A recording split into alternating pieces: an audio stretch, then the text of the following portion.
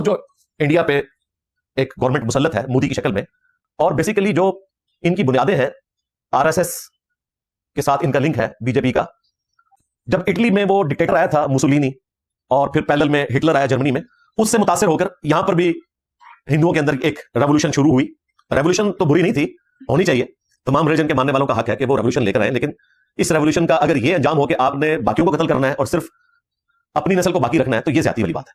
इन्हीं से एक मुतासिर शख्स था नथुराम, जिसने गांधी को कत्ल कर दिया था इसी बुनियाद के ऊपर कि ये दो मुल्क क्यों बन गए। वो इतना कट्टर किस्म का हिंदू था, इसी के लिए इन्होंने ये पहलगाम इंसिडेंट किया। उन दिनों आपको पता है अमेरिका के नायब प्रेसिडेंट वहां आए हुए थे, और इनका ट्रैक रिकॉर्ड है कि ये अपने बड़ों की खुशनुदी हासिल करने के लिए इस किस्म की एक्टिविटीज करके पाकिस्तान के ऊपर इल्जाम लगाते हैं।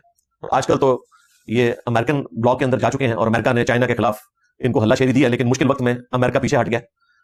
पाकिस्तान की जो हालत जार है, इससे ही इंडिया को सबक सीखना चाहिए कि अमेरिका की दोस्ती ज्यादा खतरनाक है बनिस्बत दुश्मनी के।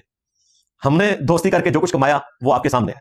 तो ठीक है, अगर आपकी किस्मत में भी अब तबाही लिखी हुई है और आप भी उसी रास्ते पे चल के उस तबाही तक पहुंचना चाहते हैं, तो जरूर पहुंचे। हमें तो इस तबाही काटने के बाद अकल आ गई है, और एफएटीएफ की शक्ल में जो हम पर तलवार मुसल्लत हुई, उसके बाद से पाकिस्तान ने तो अपना किबला दुरुस्त कर लिया, अल्हम्दुलिल्लाह। अगरचे ये सब कुछ हमें अमेरिका और यूरोप की वजह से देखना पड़ा।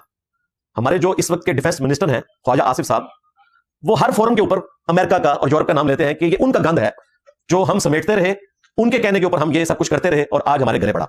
ये बिल्कुल ठीक कह रहे हैं।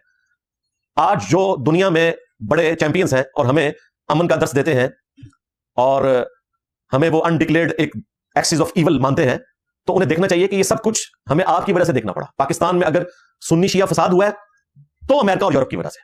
पाकिस्तान इस वक्त जो टीटीपी की शक्ल में अजाब भुगत रहा है, इसकी रूट्स भी वहां तक जाती है। और जाहिर है कि जब इस तरह का माहौल बनता है तो फिर गलत पॉलिसीज भी बन जाती हैं। पाकिस्तान जो कुछ कश्मीर में करता रहा, तो वो उसी का ऑफ शूट था। लेकिन अब पाकिस्तान, अल्लाह का शुक्र है, पिछले कई सालों से इससे तौबा कर चुका है।